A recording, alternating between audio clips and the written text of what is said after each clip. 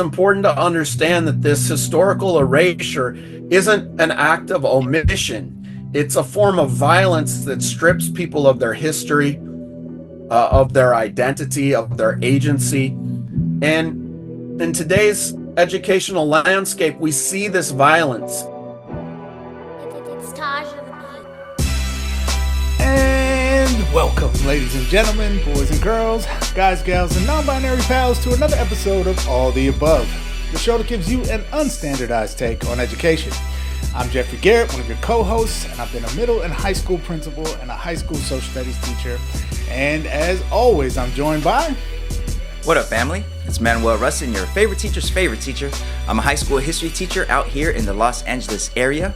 This is my 21st year in the classroom, and this here is All the Above, your home for news and analysis of all matters pertaining to our wild world of education. Shout out to anybody joining us for the very first time. Jeff, we are on video right now because we have super dope guests in the building, and everybody that's been rocking with us for a minute, all of the above family members know that our video episodes feature super dope guests, but we also have passing period episodes in between those, where it's just Jeff and myself. Those are audio only, so if you are rocking with us on YouTube right now, definitely find us on your favorite podcast streaming app for our additional episodes. Jeff, I ain't gonna lie to you, man. I wasn't sure you get through that little intro part where you do the and welcome, because I know you said you've been a little under the weather here in the winter time, and I'm proud of you for getting through that, man. I thought your voice was going to give out on you right there. Yeah, I wasn't too confident myself. Well, I thought it might be like 6th grade, 7th grade squeaks going on. But hey, you know, when the lights are on, the vocal box came through. I love that. And here we are, right smack dab in the middle of December. Jeff, I have 1 week left, and then it's winter break. So we got, finals this week, which are mostly half days, and then our little holiday potluck, and then it's a wrap. And Jeff, I don't know if you recall, but those woke libs banned the word Christmas, but now we're able to say it, Jeff. We're able to say Merry Christmas, and we're able to say Christmas break instead of winter break, because we're free again, Jeff. We are free again because Trump is back. So Merry Christmas break and all that for you. Are we able to say Christmas now, or will we be able to say Christmas next year? Because right now we're still under Biden. You're right. So we can only say holidays, I think. Oh, you're right. I'm gonna have to go back and edit that out because I don't want to get in trouble. You're right. Well, shout out to everybody out there who's an educator, especially, who is listening to this and approaching their break, their well-deserved break. We hope everyone's doing great out there. And folks, do remember, we have some woke merch for you. If you're still looking for holiday gifts for folks, you can head over to aotashow.com/support and get yourself a Teach the Truth t-shirt and some other stuff. We got some other goodies over there as well. Shout out to everybody who's already supported the show, this 2-person operation that we have operating here.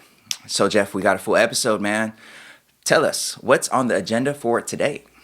Well, Manuel, as usual, we got a good one for everybody. Today is featuring a guest who is making his second appearance on All the Above, and I could not be more excited about welcoming back to the show Jesse Hagopian. Those who are kind of in the educator, especially I would say the humanities, social studies space in education, are probably familiar with Jesse, not only because he's been on the show before, but because he is a noted author.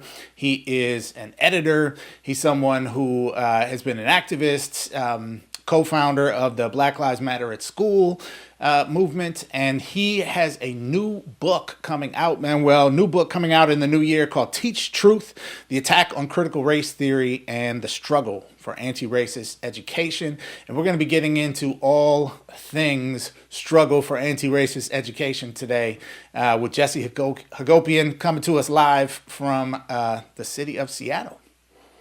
Yeah, sounds dope. But first, folks, we have our Do Now, where we're going to talk about recent news and headlines in the world of education. All right, that's coming up next. Stay tuned.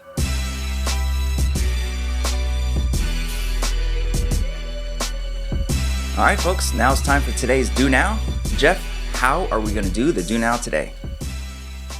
Well, Manuel, today, especially this time of year, it's December. Folks start checking out a little early for that winter break.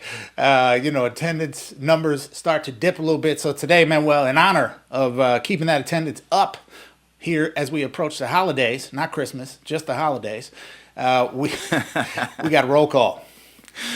All right. Roll call. Let's take attendance. And I definitely have some students that check out early. They don't mean to check out early, but their family, for some reason, plans the trips to begin before the semester even ends. So it'd be a thing. So, all right, let's take attendance. First name on today's roster, Jeff, is Christy Noem. Wow, Christy Noem. She is the... What should we say, Manuel? Bat blank crazy governor of it's a family show, folks. She's the right-wing extremist, we'll call her, governor of the great state of South Dakota. I assume she's up to her usual shenanigans, Manuel. I'm going to say maybe she is creating a new Mount Rushmore that features only Donald Trump's face. Is that what's going on, Manuel? Oh, I'm sure she would love to do that, Jeff. She probably is plotting something like that, Jeff, for sure. But also, on that right-wing craziness front, she is one of the governors who sent troops to the southern border to defend the border. So South Dakota, of course, being right there along the U.S. border with Mexico, South Dakota, she sent National Guard troops there. She is very much on the mass deportations thing. And now she's been named to be the head of the Department of Homeland Security and to run ICE and our immigration enforcement operations. So this story here has to do with the educators' concerns over that and how that might impact not just student learning, but student attendance in schools. All right, so we have this story by way of the Associated Press, thanks to some reporting by Bianca Vasquez Tones.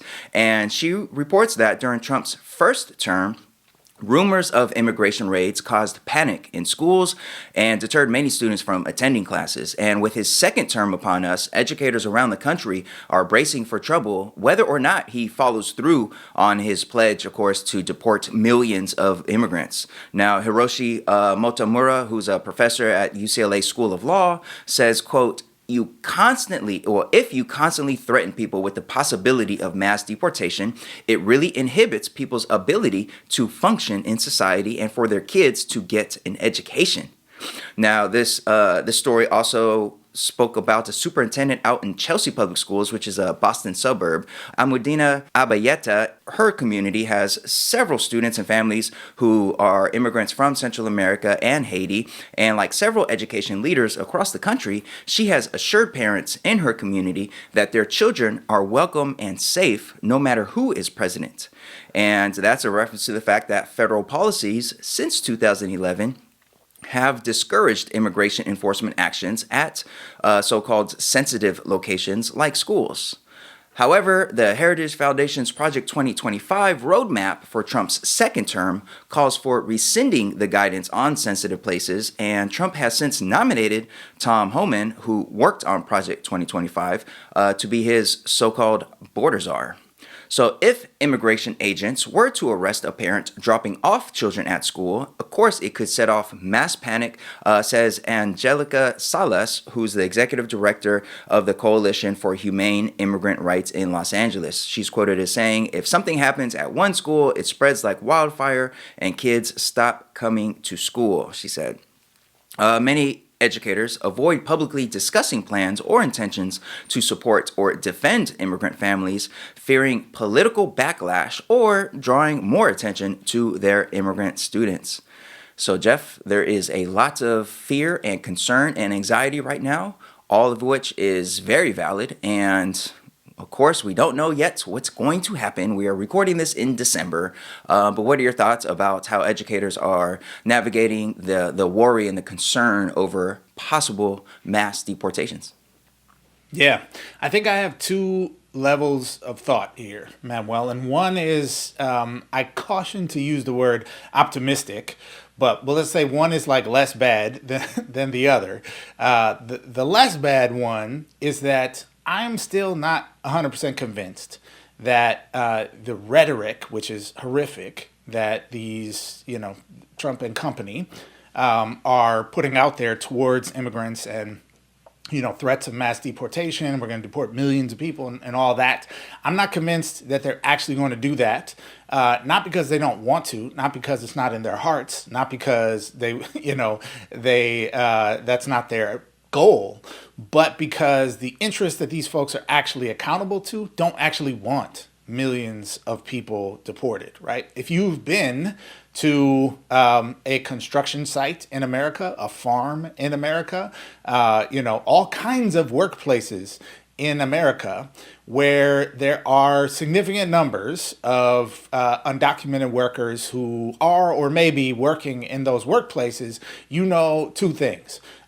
These folks are doing critical work that's vital to the infrastructure of this country, and these folks are doing critical work that's vital to the profit mechanisms of this country, right? And so Trump doesn't care, the Republicans don't care about the well-being of the people at all, but they do care about the bottom line of their donors, the bottom line of themselves, and in some cases, who knows what holdings these people have. And so they don't actually want the economic disruption that would come from implementing this policy. So in a not optimistic, but like maybe realistic sense, I think there is reason for us to think that this is potentially more of a rhetorical weapon, which does not mean it's not harmful, but potentially means it's more rhetorical than it is implementable in terms of policy. So we'll see on that front. And I say all that to say, obviously we can't just sit around and hope, especially with this set of folks coming back into power. And I think there is opportunity to do proactive things here. Of course, there's been, a lot of push on Biden and the Democrats to do something at a federal level before he leaves office. I have zero hope that he's actually going to do that, but, it's worth pushing on. There's also, the local measures that have been passed in many cities around the country and districts around the country to not cooperate with or not help enable, Border Patrol and ICE to do their work. I do think we have to keep in mind that at the national level, ICE and the Border Patrol are very small law enforcement agencies relative to the total area of the United States, right? And so the ability for them to do what they're threatening to do, I think is, without lots of cooperation from local law enforcement and from local institutions, is going to be really hard. So I think our job is to not cooperate. I think our job is to keep the school doors shut if they show up. I think our job is to muck things up in the court, filing endless lawsuits, whatever we can do to make sure that students and families understand that we will not participate in the dehumanization, in the separation of families, in the caging of children, and these, horrific human rights abuses that are the very platform of the party that is taking office. And sadly, just to keep it a buck here, is maybe not the platform of the party that's currently in office, but sort of, the silent actions that go on even when the Democrats have been in power that threaten some of the communities we serve in similar ways. And so I think we need to send a strong message, do what we can to protect folks, and sort of prepare for the worst, even though I'm not yet convinced that that's definitely going to happen. Yeah.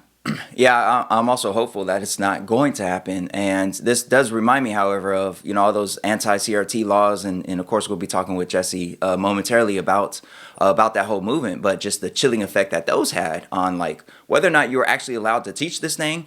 Probably, regardless of what the law said and the politicians said, you could probably teach this just fine. However, just the fear and the concern that what if I will get in trouble? So the chilling effect of dropping off your kids at school, knowing that, maybe the school may maybe the principal send a letter home saying that your kids are safe, this and that, whatever. But like, we can't stop a law enforcement vehicle from just parking outside on a public street in front of the school, and just the chilling effect that might have for parents and relatives that are just that don't want to risk it. They're like, these letters are fine, these statements are fine, but like, at the end of the day, like, it might be a massive risk to drop off my kid, and I'm really worried about that. So really worried about the impact that it'll have on basic things like attendance, for example. In California alone, the estimate is about 1 in 5 California students, 1 in 5. So 20% belong to mixed status families, or in other words, have a family member or relative who is here and is undocumented. So that's a lot of students. That's a lot of students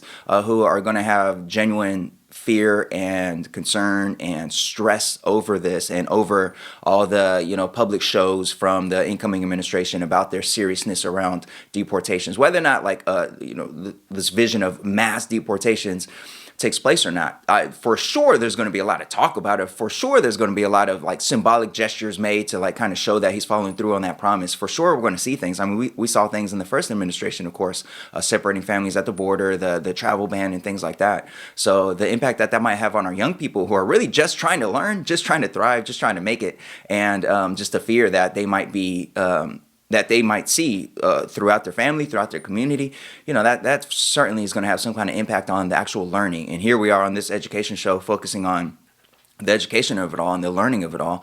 And, it's just really worrisome. So I hope there are more and more education leaders out there sending those messages to their families that their child is safe. And I do want to see more states take action like, California's trying to, or at least a bill was introduced to, to reaffirm the fact that we are not going to allow immigration enforcement actions on school grounds, because of course, federally that isn't a thing right now, but that can change. So, it'd be great to see more state policy to reaffirm that. Despite whatever the federal government does, we're not allowing law enforcement on our campus for those type of actions. But still, man, this is just it's just really scary, right? So it's like that chilling effect is what I'm worried about, because we see how effective that anti-CRT hysteria has been on dampening down any kind of criticality inside of the curriculum.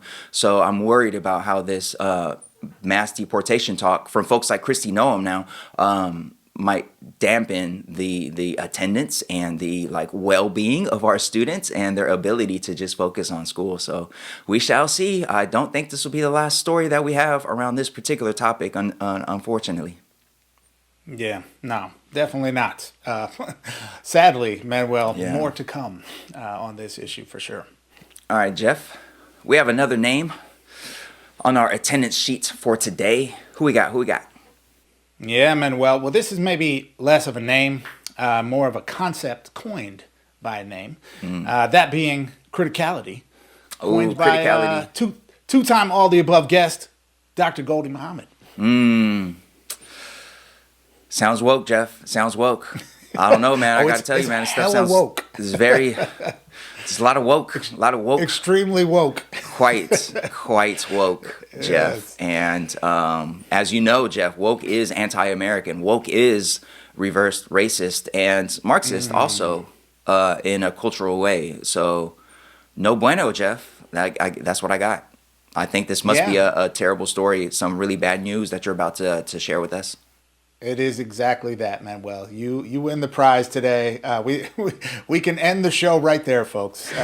Manuel has summed it up. Wokety wokeness today.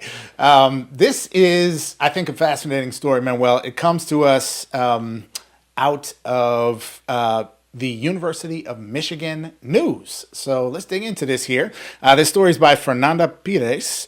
And despite legislative challenges to ethnic studies in more than 30 U.S. states, a new University of Michigan study highlights the benefits of ethnic studies in high school education and how such courses foster critical reflection and equip students to challenge social inequities. Growth in critical reflection has been linked to academic success, civic engagement, improved well-being, and support for equity-promoting policies. The longitudinal mixed methods research involved 459 ninth grade students, most of whom are students of color, attending high-poverty schools. Students reported valuing the curriculum, and teaching methods, which emphasized cooperative learning and engagement with social justice issues, aligning with educational philosophies that connect real-world challenges to academic content. The study underscores the role of ethnic studies in promoting equity and social justice in education. It also highlights the curriculum's benefits for marginalized students who often face systemic barriers. However, a notable finding was the decline in students' critical motivation, the drive to act against inequality over the school year, regardless of whether they were in ethnic studies or not. This drop, however, was attributed to limited opportunities for activism in their communities. Many students who participated were in rural communities that don't necessarily have a lot of community organizations doing that kind of activism work. So, Manuel, fascinating news about ethnic studies coming out of the University of Michigan. You are a woke mob teacher of ethnic studies. Please confess your crimes here on national television. Yeah, I wish we were on national television. That would be great. Sign us up, ABC or whoever. YouTube but screening. Yeah. But in any case, I mean, this is a story that I think for anybody who has either taught ethnic studies or taken an ethnic studies class or has observed an ethnic studies course, this story is speaking the most just like obvious fact and obvious truth, which is that students benefit mightily and their critical reflection grows mightily in these courses. And that has all kinds of positive effects. Like ethnic studies is such a beautiful experience when you're in a authentic ethnic studies class. And it's great that we have now more research coming out to show this. Like folks who've been in the ethnic studies world for decades have known about its benefits. But in terms of actual research studies coming out, there's a few that get referred to the most when it comes to trying to show the benefits of ethnic studies. So it's great to see new emerging research come out to show and to reaffirm what we already know, which is that ethnic studies is a beautiful thing for students, especially for our most marginalized students. Like I'm thinking in particular, this story here talks about the benefit of critical reflection and how that helps support students, not just academic success, but also their overall well-being and their civic engagement. And I'm thinking about a student I had who's graduated and now she's at UCLA. And when we were learning about systemic racism in housing and just the history of housing in our neighborhood in Pasadena, learning about redlining, of course, and not just redlining, but restricted housing covenants, and not just that, but just systemic racism within mortgages and within the real estate industry and all that. She wrote a reflection about it after having gone through all this history, and in it she referenced the fact that growing up, in her mostly black and brown working class neighborhood, she would see these wealthy homes up in the hills around the Rose Bowl and really picturesque mansions and just wonder about those neighborhoods. And she wrote in her reflection that she always just assumed that like being white meant you had more money, like that was just like a natural, like just a thing, like, well, okay, white folks have more money, that's why they get to live like that. And learning about the history of systemic racism in housing, she saw that it wasn't some inherent thing about whiteness or about being from a marginalized community, but it's these things that have happened over time across generations within systems, from legal systems to everything, from schooling and all that, and just this complex nature of inequity in the United States. And that brought to her a sense of not wholeness, but a sense of purpose and understanding, like, okay, that's why when I look 1 mile that way, the homes look really different and the population looks really different and my community looks this way. It's not because of anything inherent about my people or my community. It's about these things that have happened across generations. And that brought to her a sense of like, that sense of well-being, that's a sense of understanding, so that then you could take action on that and take the next step in better understanding the world around you. So I've seen it happen in a million ways. That's just one of like millions of stories that I have. And I've only been teaching ethnic studies for the last like 4 or 5 years formally. So this study states the obvious. And for anybody out there, and there are many people out there disparaging ethnic studies and saying that it's all negative and it's all like tearing people apart, I've seen with my own eyes how it brings people together. Like that student had a sense of like, I'm looking at the people when really I got to be thinking about the systems. And it's these systems that we have to collaborate on through solidarity to change and to rectify. So like, it's a beautiful thing, man. It's a beautiful thing to see with your own eyes. So shout out to these researchers for providing some research to back that up. Yeah, I appreciate it very much as well, Manuel. And I think, we've long talked on this show about the need for us to think about what success means in education in ways that are broader than what we, traditionally do since the No Child Left Behind era or longer, which often is very reductionist to standardized test scores. And regardless of how you feel about standardized test scores, I don't think anyone would suggest that those are the only outcomes that matter.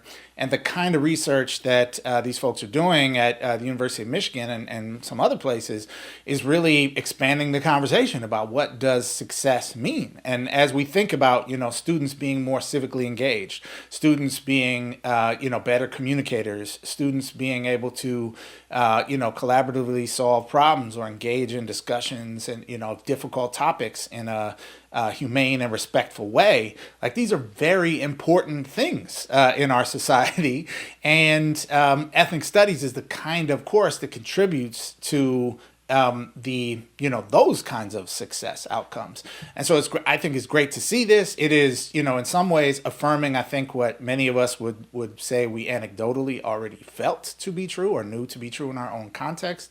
But as we see the both sort of simultaneous expansion of ethnic studies and pushback, it's important to come to the table with substantiated evidence about the benefits of this course. And pushback is also, I think, an important theme here, Manuel, because I was very struck by the point in the article about students actually showing a decrease in their critical motivation at the end of the course. That seemed very counterintuitive to me until we heard the researchers' comments about, many of the students being in rural areas and maybe not seeing opportunity to plug into a movement or plug into any, sort of space where there's people organizing around changing some of these, injustices.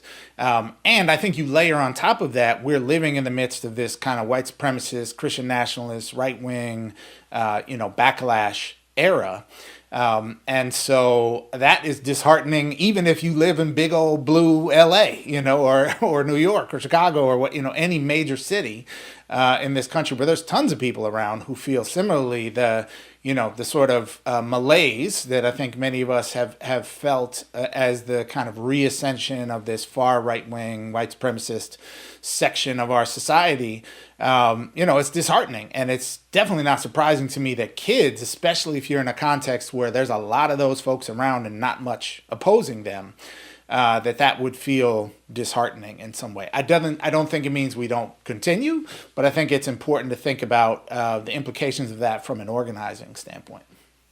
Yeah, absolutely, for sure. And that lack of a feeling of wanting to take action, that critical action part, I think that speaks for students in and out of ethnic studies across the board, this younger generation, and seeing the world burning around them and feeling like there's just all too much. I think definitely as educators, we need to address that a lot more than we're currently addressing that, because we certainly don't want to just have whole generations of students graduating with just a sense of apathy, a sense of powerlessness around it. So definitely something to be discussing as educators going forward, for sure.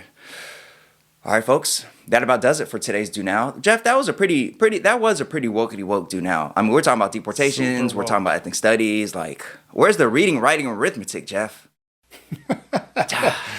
Oh, Manuel. Yes.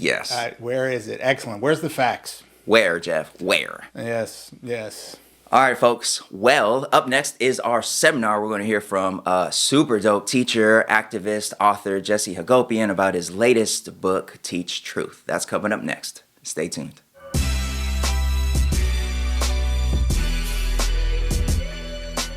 Hey folks, thanks so much for tuning in to All the Above. We really appreciate you. And as you know, All the Above is a small operation. It's just me and just Manuel, that's it. We have no sponsorships, which means we are totally dependent on our amazing audience to help support the show.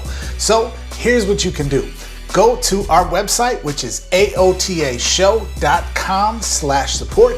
That's aotashow.com/support. There you can find links to everything you can do to support the show. You find all the links to every platform that we're on where you can like, subscribe, follow. Make sure you share our show with your whole network. Also, you can donate there. We are on Venmo, we're on Cash App, and most importantly, you can find the link to our Anchor page where you can become a monthly patron.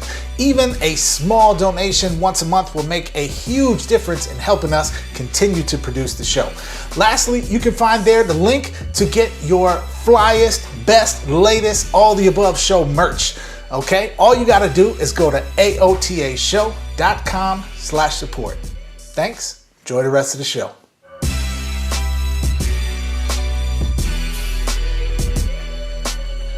All right, folks, welcome to today's seminar. We are so excited to have you here with us today, and we are just absolutely thrilled to be welcoming back to All the Above for his second appearance with us, Jesse Hagopian, author, editor, educator, activist. Welcome back to All the Above, Jesse. Thank you so much for having me back, y'all. Appreciate it.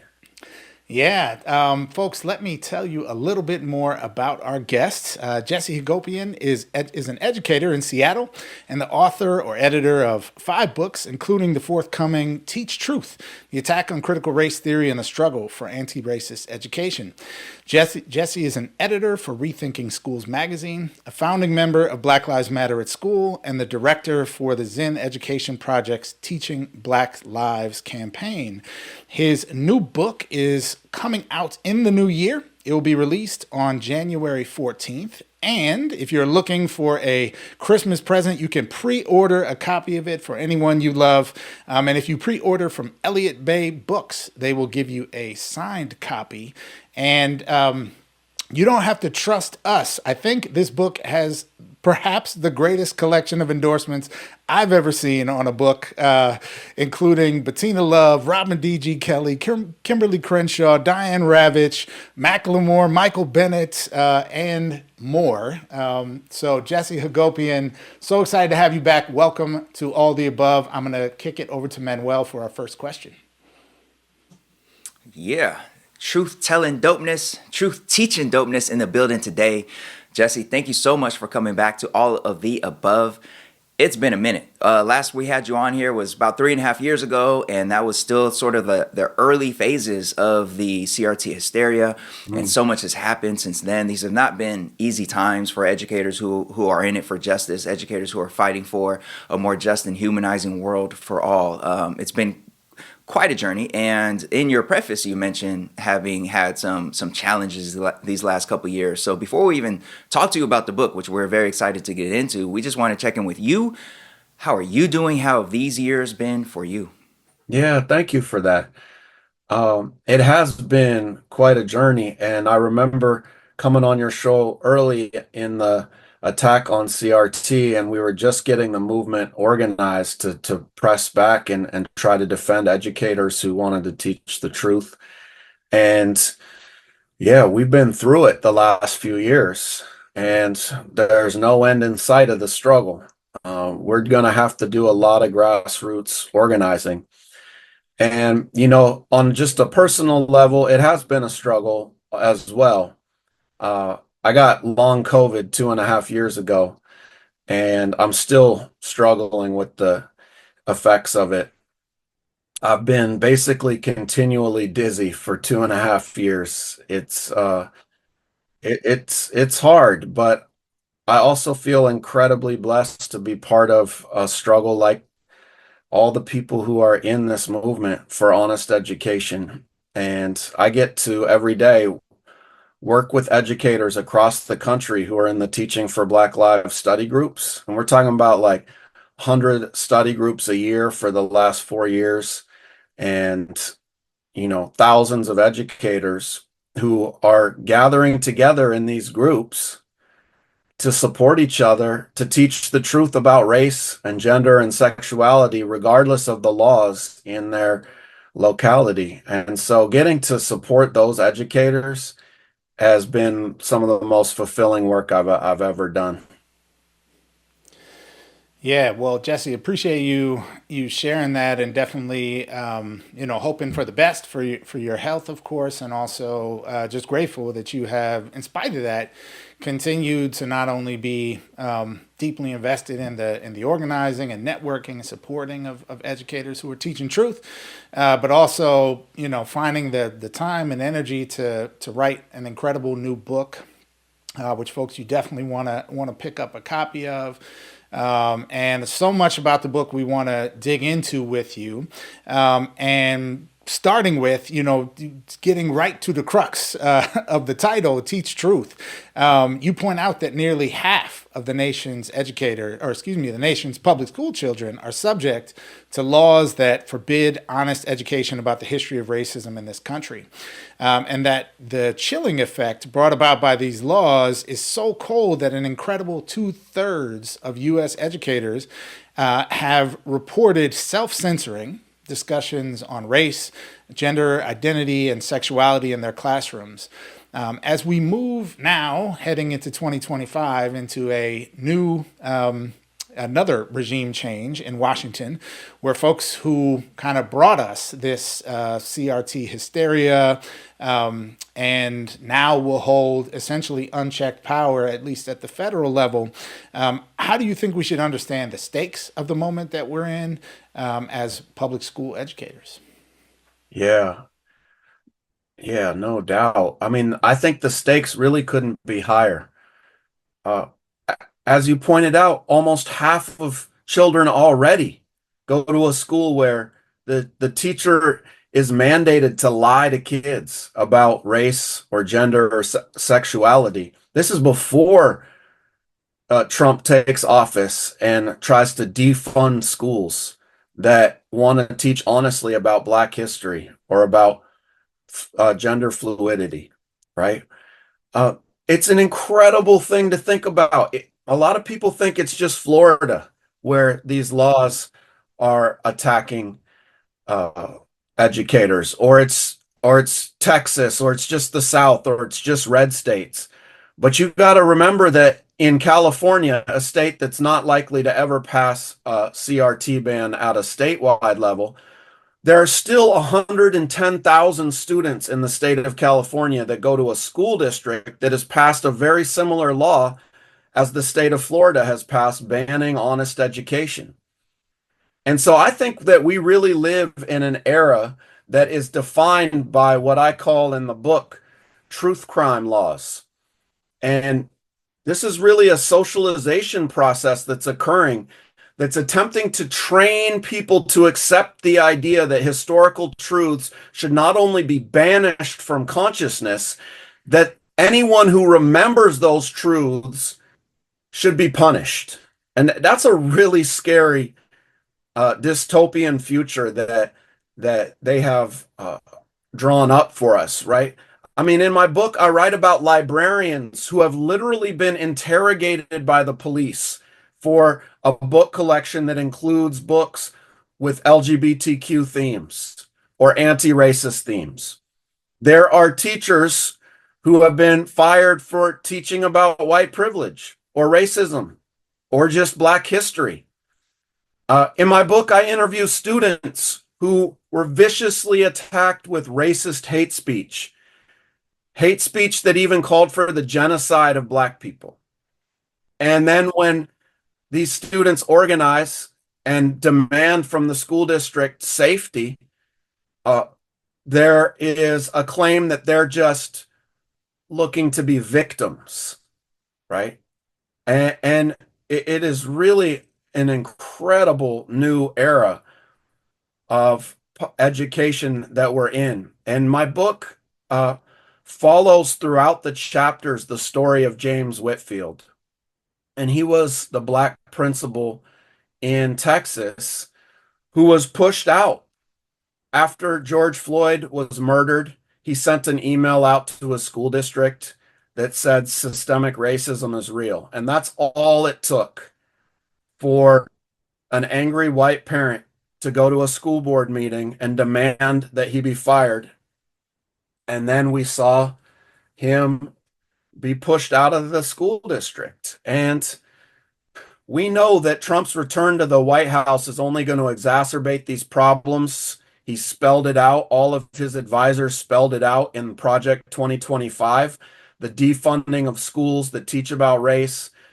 And we know we have our work cut out for us. And I just want to end by suggesting uh, what the stakes really are, because a lot of people think this attack on honest education is just about the elections. And it certainly was a tool for the elections, right? To whip up their base, to be afraid of uh, white students being shamed in school and use that to drive voters out to the polls. But it's so much more than that. We know that tied to this attack is the push for privatization. They want to drive families out of the public schools by convincing them that the public schools are about indoctrinating kids to hate white people, and then have them leave the public schools and go to charter schools, private schools, or using voucher programs for private schools, right? And then ultimately, I would say the stakes are even higher than the privatization of one of the last free public institutions in education. I really think that knowledge itself is on the line. And in the book, I write about the history of epistemicide, right? The killing of knowledge and ideas. And they want to destroy any method of thought that helps young people interrogate inequality, systemic racism, homophobia, sexism, and other forms of oppression. Because really, without honest accounts of history, the truthful transmission of that history from one generation to the next, I think that all other rights that we have can be obscured and hidden if we don't know our past. And I think that's why the popular slogan of the Black Lives Matter movement, that was legalize being black, needs to be coupled with the slogan legalize black history. Hmm. Hmm. Yeah, thank you so much for laying out the severity and the seriousness of this moment and the just how high those stakes are. You know, my students in my ethnic studies class were recently looking at or reading Thomas Jefferson's notes on the state of Virginia and his idea of the danger of the 10,000 recollections by the blacks, as he wrote, the danger of those recollections, of that memory of injustice and what happened. And that's what I see clearly being attacked, being subverted and changed, so that we don't remember and we don't know. To your point, and among the list of really incredibly powerful, incredibly dope folks who have endorsed your book and written positively about your book, and again, folks, we'll drop a link underneath this episode so you could pre-order one for yourself. But Kimberly Crenshaw is one, and of course, her super incredible, powerful, super dope work on intersectionality and, of course, critical race theory is some of the work that has been under attack. And in this book, you coin a new term, which we find to be very helpful for our own lexicon, which is uncritical race theory. And we're wondering if you could explain to us some about what you mean by uncritical race theory and how it shows up within the context of education. Yeah, thank you for that. You know, all the debate in the media centers around critical race theory, but I think what is not discussed is the uncritical race theory, the uncritical examination of race in our society. And to me, uncritical race theory refers to the sanitized, state-sanctioned narratives about race that erase the systemic and historical realities of racism. So while critical race theory seeks to expose and analyze the ways that racism is embedded in the legal system or in our education system, in our broader social system, uncritical race theory is just the opposite. It's a framework designed to uphold ignorance, to reinforce the myth that racism is merely a matter of individual prejudice rather than systemic oppression, right? And so you encounter uncritical race theory all the time in our society and in our schools. Uncritical race theory looks like textbooks that whitewash slavery, right? or curriculum that reduces the civil rights movement to just a few sanitized figures, or when teachers are pressured to teach about both sides of slavery, right? Both perspectives, which is an increasing phenomenon in our society, unfortunately. So I want to just give you an example of how uncritical race theory operates in practice. There's a curriculum company called the Civics Alliance that has produced social studies education standards called American Birthright. And they are pushing to get states to adopt their standards. There's already been a couple states and different school districts that are working with the American Birthright standards. And in fact, the Woodland Park School District in Colorado became the first in the nation to fully adopt the American Birthright standards. And I want to show you some of what they promote. They say that European imperialism improved life expectancy amongst colonized people, right? Right. And the truth is that during the height of the British colonization of India, uh, from 1872 on into the early 1920s, Indian life expectancy dropped by an incredible 20%, right? Or you can look at what King Leopold did in the Congo, killing some 10 million people. So many Native American people died in the Americas that scientists have actually said that global temperatures decreased because of the genocide of tens of millions of Native Americans. And yet they want to discredit that violent colonial occupations, right? And I mean, their curriculum goes on, but basically what they want to do is convince you that if you analyze race and racism in your classroom, you're being political. You are promoting theory rather than teaching the truth, right? And what the phrase uncritical race theory does is it exposes that they too have a theory about race.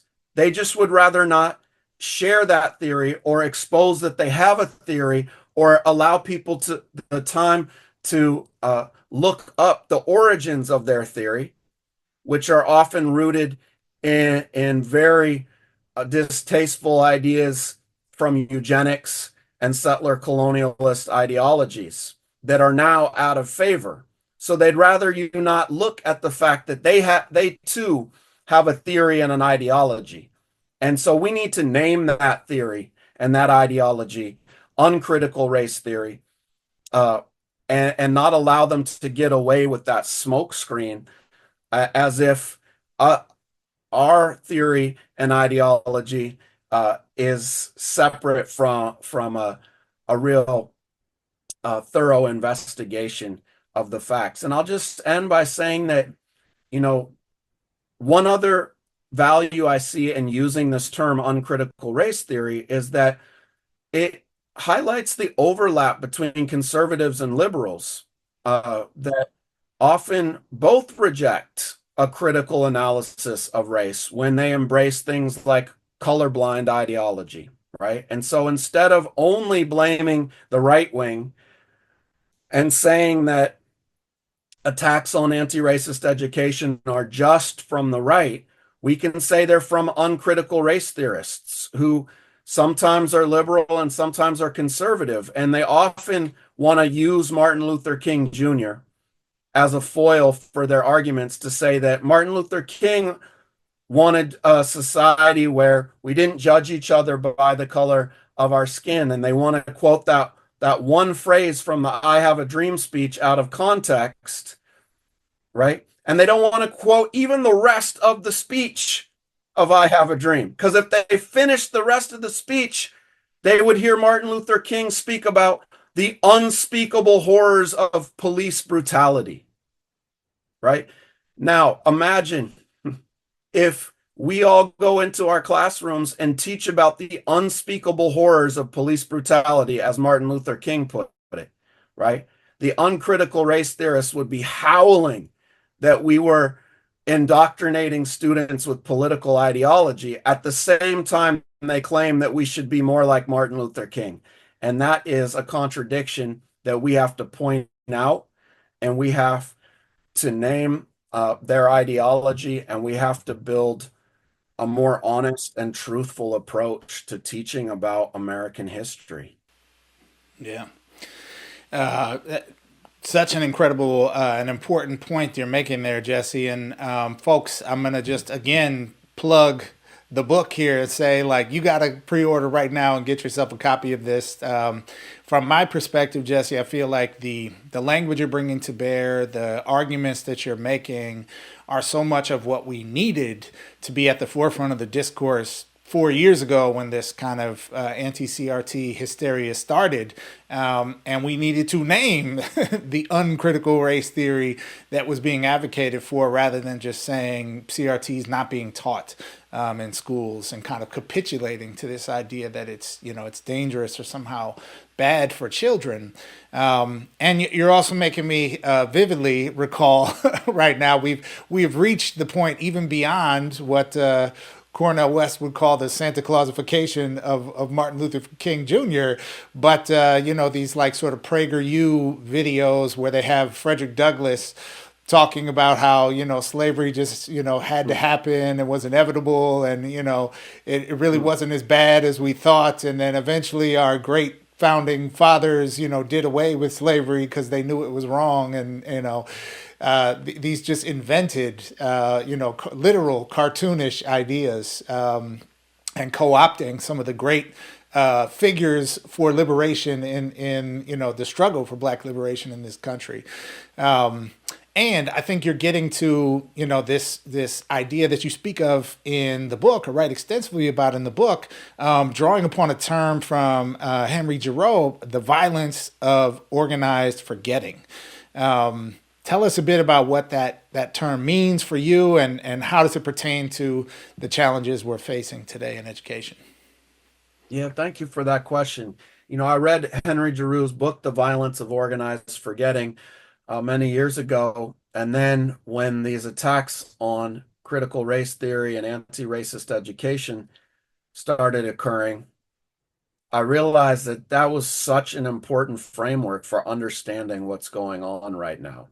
And he refers to the violence of organized forgetting as deliberate efforts to erase or distort historical truths, particularly about systemic injustices and struggles for liberation. And it's important to understand that this historical erasure isn't an act of omission. It's a form of violence that strips people of their history, of their identity, of their agency. And in today's educational landscape, we see this violence in book bans, in laws that are creating educational gag orders, these truth crime laws, and in efforts to silence discussions that students need to have to better understand our society. And I'm glad you raised the example of PragerU, because they're taking the violence of organized forgetting to a whole nother level. I mean, it's always been in our textbooks, right? I mean, they omit the horrors of slavery. They omit the contributions of Black people to our society. They largely gloss over the societies in Africa that flourished while Europe was in the Middle Ages, right? That's been going on from the very beginning of this country. But PragerU is not content with just the quotidian violence of organized forgetting. They want to really create a massacre of student understanding. And that video that you referenced about Frederick Douglass is really one of the most atrocious things I've seen on U.S. history. It's a cartoon. I want people to understand what this video actually depicts. They have this cartoon series, right? Glossy videos, high production value. these two white kids are watching the news and they hear the word abolitionist and they don't know what it means. So they use their time machine and they go back in time, not just to any year, but they go back to the year 1852 to talk to Frederick Douglass, to ask him what an abolitionist is. And in PragerU's memory hole historical account, they force absolutely deceitful dialogue into the mouth of Frederick Douglass. They have Frederick Douglass telling these kids, quote, "Our founding fathers knew that slavery was evil and wrong. They wanted to end it. There was no real movement anywhere in the world to abolish slavery before the American founding. Our system is wonderful."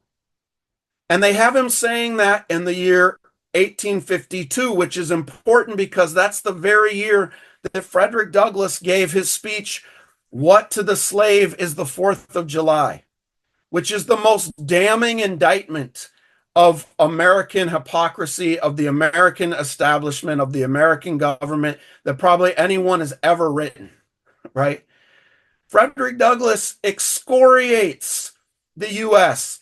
He says what to what to the American slave is your 4th of July? I answer, a day that reveals to him more than all other days of the year the gross injustice and cruelty to which he is the constant victim. Right? And he says, for revolting barbarity and shameless hypocrisy, America reigns without rival. That's the quote from Frederick Douglass that year, but that's not what those cartoon white kids heard in in that PragerU video, right? And if Trump and the rest of the uncritical race theorists have their way, all of American history will be taught that way. It will be about glorifying America as the exceptional nation that spread democracy and liberty throughout the land, not recognizing that, in fact, many countries ended slavery long before the U.S. The U.S. was one of the final countries in the Americas to do so. And its legacy of systemic racism continues as a result of that enslavement. And the truth is, uncritical race theorists are scared of students interrogating that history because it will reveal the source of the inequalities we face today. Yeah, absolutely. We talked about that cartoon video in a previous episode, and I like how you point out, like, the memory holding has always been there. Our textbooks have always done a criminally inadequate job of representing the Black experience and Black history and Black contributions and contributions of other marginalized peoples, for sure. But it's been taken to a whole new level recently through examples such as that PragerU video, which is one of just so many videos that they have that are just criminally wrong, for lack of a better word. And in your book, you give us a pretty compelling and thorough assessment of this more recent focus on attacking the truth, and from everything from Christopher Rufo and his work, I guess you could call it that, and Donald Trump, of course, to billionaires and their philanthropies that have supported the passage of these laws, and just the ongoing attacks on the truth and attacks on anything that could be construed as so-called political in the classroom. And we're wondering, what do you think? I have a pretty distinct memory of seeing these attacks bubble up. I was serving on a commission here in California, and for several rounds of public comment on our ethnic studies curriculum, there was no mention of critical race theory. There's like nowhere in the thousands and thousands and thousands of comments. But by that last round of public comments, there were thousands of mentions of critical race theory. Like, clearly that entered the lexicon. Clearly that entered the right-wing media frenzy. And I remember it so distinctly, coming seemingly out of nowhere, but obviously not actually out of nowhere. So we're wondering, what do you think most people are missing or don't know about these more recent efforts to attack the teaching of truth in the classroom? Yeah. Thank you for that. I mean, the mainstream media portrays the attack on anti-racist education as a grassroots effort, and they paint the origin story of this attack as being during the COVID lockdown time when parents could see what their students were learning on Zoom virtual education. And they say white parents, they don't say white parents, but they say parents, but they mean white parents, were horrified by the shaming that they saw happening of their white students. And then they organized this grassroots revolt to reclaim education. The only problem with that narrative is that it's a lie. And the truth of how this got started was that in 2020, the largest uprising in US history occurred, with tens of millions of people taking the streets, led by young people, led by young Black people, young Indigenous people, young people of color, but linking arms with young white people and people of all backgrounds to demand an end to systemic racism. And one of the biggest outcomes of the 2020 uprising was transformation of curriculum, was removing police from schools. And this terrified uncritical race theorists who know that their power requires divide and conquer ideology. It requires people fearing and hating Black people or Muslims or immigrants or trans people. And they need young people to be trained in divisive ideologies that are about misunderstanding each other's cultures and scapegoating one another. And this kind of education for liberation and education for solidarity meant that billionaires started investing in curriculum like PragerU and curriculum like American Birthright and pushing laws across the country to ban honest education about race and gender and sexuality. So the Koch entity, right, is a big part of that. And in my book, in the chapter called the Political Economy of Truth Crime, I trace all the major billionaires who are part of funding this anti-truth education efforts. And I just want to make one point about the absurdity of the idea that anti-racist educators got into the profession to shame white kids, because that's useful propaganda for uncritical race theorists to privatize education or to whip up their electorate. But all of us honest educators know that nobody is free until everybody's free, as the great women's rights and civil rights leader Fannie Lou Hamer put it, right? And this isn't just inclusive sentiment that she's talking about here. It's clear-eyed analysis. We know that people of color face the harshest deprivations in a society that is defined by structural racism, but we also know that elites hoard wealth at the top of society, and they don't give much of it to white people either, right? There are millions of white children in poverty in the world's richest country. And we know that all of our liberation are bound up in one another. And so honest educators aren't interested in shaming white kids. In fact, I think that it is uncritical race theorists who are actually shaming white kids, because when you deny kids learning about systemic racism, what that means is that white children who see racism all around them, they see it in the segregated schools they go to, right? They see it on their phones when they see the latest horrific police brutality. They start to think that they themselves are personally responsible for the racism they see all around them. And what we want to teach them is that, in fact, there's a system of white supremacy. There's a system of systemic racism that operates sometimes regardless of the intentions of individuals. And we want to empower white kids to be able to name that system, see how it functions, and to learn lessons from history of people like them who have challenged systemic racism. So I've always taught my students about John Brown, about the Grimke sisters, about Eugene Debs, about Miles Horton, about Ann Braden, about Howard Zinn, white people who have been part of social struggles to uproot systemic racism. And what we want to do is teach white kids that there is an incredible tradition of anti-racist struggle of white people joining in solidarity, and they have a choice to make. Do they want to join that struggle or retreat into the false promise of white privilege? Yeah.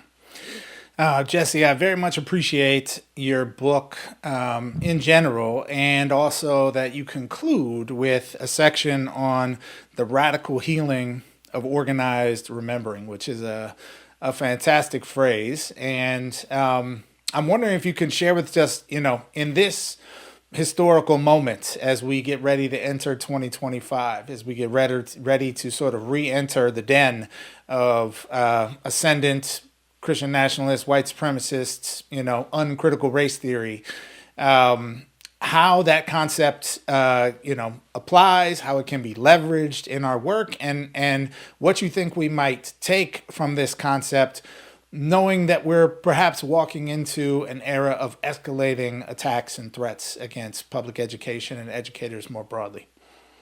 Yeah, thank you for this question. I was thinking about how do we combat the violence of organized forgetting? And that led me to this idea of the radical healing of organized remembering. And to me, the radical healing of organized remembering identifies collective efforts in education, but also in social movements to uncover the purposefully concealed historical lessons that I think are vital for recovering from historical trauma and to build healthy struggles for social justice. And so, to me, the radical healing of organized remembering is about a process of collectively remembering that not only acknowledges the past harms that have been perpetrated in our country, but also centers the resilience, the creativity, the resistance of marginalized communities. And it's really about addressing the trauma that's inflicted by organized forgetting and restoring a sense of identity, of dignity, and this struggle for justice. And I want to just give you an example of what the radical healing of organized remembering can look like. And this is from my own teaching experience. When I got my job at Garfield High School, teaching at my alma mater in Seattle, I was overjoyed to be back. And I was called my first year to teach AP US history. And I got to be honest, I was really nervous about teaching that class because as a student at Garfield, I never took any AP classes. Those seemed like the classes for smart kids and for white kids. And, I had some internalized shame and, didn't see myself that way. And so now being called to teach that class, I was nervous. And I was being called on to teach a class that was all about passing a standardized test, the AP exam at the end of the year. And that's just not who I am, right? I'm not about getting kids to learn how to eliminate wrong answer choices. I want to teach critical thinking, right? And so I went straight to the Zinn Education Project website to get curriculum. And instead of teaching to the test, I was teaching to the students in my classroom. I was teaching about the history of social movements. And we went through and we taught the movement for women's suffrage, the abolitionist movement, the civil rights movement. We did role plays where all the students become members of the Student Nonviolent Coordinating Committee. And they actually have to debate the actual debates that the SNCC organization debated, right? Should we organize white college students to come down during the civil rights movement, to be part of Mississippi Freedom Summer? Or will those white students not be able to connect with rural Black Mississippians? Right? That was a debate they had to have, and a debate my students had in the classroom. And after this full year of studying the social movements and really embodying them, a lot of my students ended up doing well on the exam because they actually cared about the history and saw how it connected to their lives. But I told my students that they didn't actually pass the exam that year. It was the following year that they passed my exam, because the following year the state legislature moved to cut billions of dollars from the state budget. And in Washington state, the state constitution declares that education is the, quote, paramount duty of the state, which means they have to, before they fund anything else, provide for education. And so a group of us educators believed it was not only immoral that they were cutting the budget, it was illegal according to the highest law of our state. So we went to the state legislature session where they gavelled in the budget cutting session. And we mic checked the room and read out the state constitution. And we declared that we were at the scene of a crime and that we were going to stage a citizen's arrest. I even pulled out some plastic handcuffs and asked the legislator to come into my custody. I got to tell you, the police officer in the room did not have the same interpretation of the law that I did. And he ended up arresting me instead of the legislature. And so I spent the evening in jail, and my students heard about it. And they launched a Facebook page called Free Mr. Hagopian. And when I got out, they claimed victory. But the most beautiful thing happened after that, which was they changed the title of the Facebook page from Free Mr. Hagopian to Walk Out Against the Budget Cuts. And in 24 hours, they created a pamphlet that detailed what the budget cuts would do to Garfield High School. They created signs and posters, and they walked out. Over 500 students marched from our school to City Hall and demanded an audience with the mayor. They got the mayor's support, and they launched a citywide struggle, and walkouts started happening across the city. And in just a couple of months, the state Supreme Court ruled in the favor of this mass movement, and the state legislature had to add billions of dollars to the legislative budget for education. And to me, that's really what uncritical race theorists fear. They know that when students learn the history of social movements, the abolitionist movement, the women's rights movement, the civil rights movement, they'll be able to identify injustices they see around them and then have ideas for how to organize and fight back. And that's exactly what I've seen throughout my teaching career.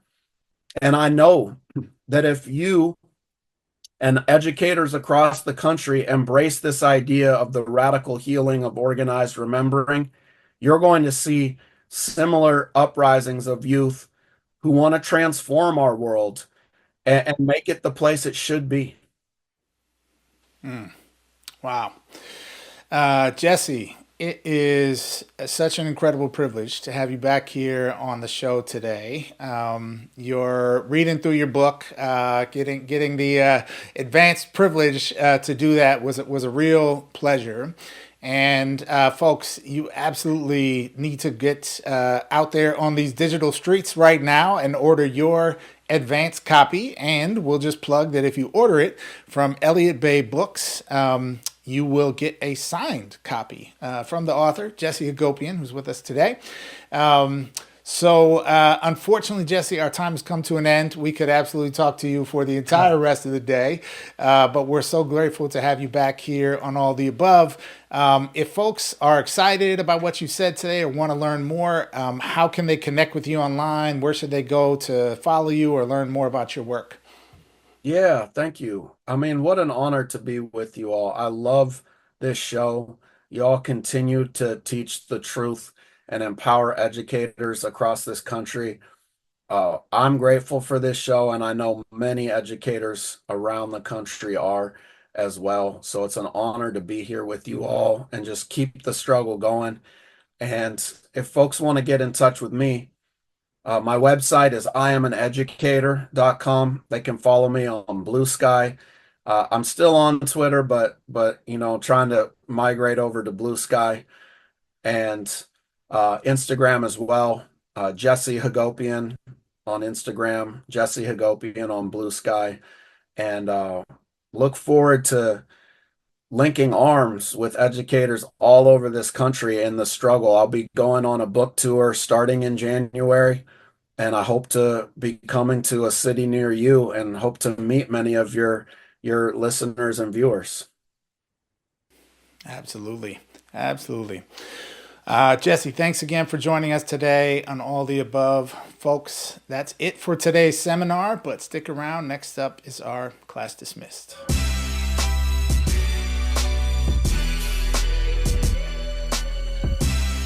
All right, folks, it's that time in the episode where we like to give shout outs to folks doing wonderful work in the world of education.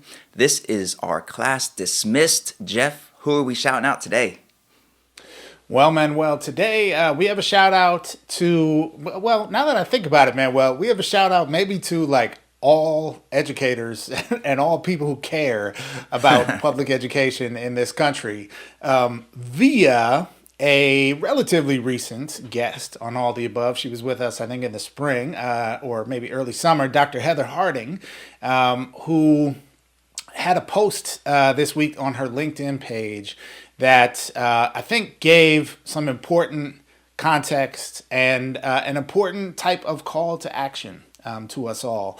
For those who maybe haven't seen that episode with Dr. Heather Harding, please go back, dig through the crates and watch it. It's a fascinating discussion that really relates to a lot of what's going on today around protecting our nation's public schools. Heather had been the CEO or the executive director, the head honcho at Campaign for Our Shared Future, which was a nonprofit, a time-bound nonprofit organization out of Washington, D.C. that was putting together resources and advocacy for folks in the majority out there, which is folks who care about and want to preserve and protect public education from these right-wing attacks. And so she's someone who's been neck deep in this fight for many years now and had some important words of wisdom for us all that I would like to share in part with you right now.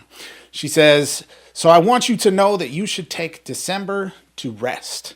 You should review the work of our campaign for our shared future, which we'll link below, especially the parts that help you carry a common ground message to partners and constituents. For now, we need everyday citizens to understand how to support young people and families who rely on public education, to know what has value in our schools and where things are working. I want you to rest in December, and as you do so, acquaint yourself with an excellent educator in your community. Make sure you know who is great, so that when the witch hunt begins, you already know what side to take." Important words of wisdom, especially as we get ready to head into the winter break here in most parts of the country. Do take some time to rest. Do take some time to click through those resources from Campaign for Our Shared Future. And let's acquaint ourselves with the excellent educators in our schools, in our context, so we know whose side to take when the witch hunt begins.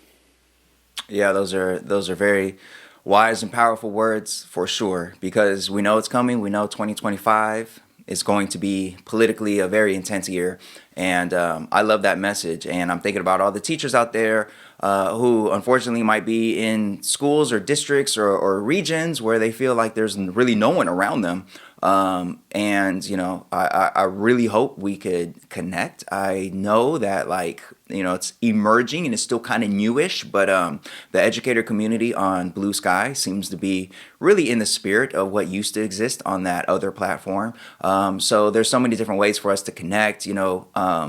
None of us are in it by ourselves, and the term that came up a moment ago, Jeff, that majority, we are in the majority. I know the parents in my community have reaffirmed to me that, like, if I got any problems with somebody claiming that my curriculum or my ethnic studies course or whatever is doing too much and is woke nonsense, this and that, they're like, yo, let us know. Like, they're ready. So, you know, there's more folks who want nice, humanizing, justice-oriented education than folks who don't. So I love her message. Folks, click on the link below so you can read the full post, and also, you know, check out her episode if you haven't already.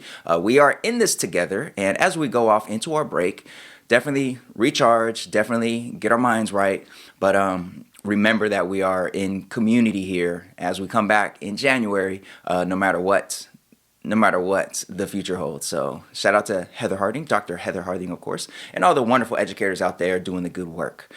All right, folks, that about does it for today's All of the Above. Remember, you can catch all of our previous episodes at our website, aotashow.com. If you strictly watch us on YouTube, definitely try to find us on your favorite podcast streaming app. Not try to find us. Find us on your favorite podcast streaming app. Links below so that you don't miss out on our passing period episodes, which come about every week, more or less. So, you know, shout out to everybody. aotashow.com/support if you want to find ways to contribute and help out this two-person operation. All right, but that about does it for this episode. Remember, we love y'all. Hopefully everyone has a fantastic Christmas break, holiday break, winter break, whatever kind of break you want to call it. We'll see you next time.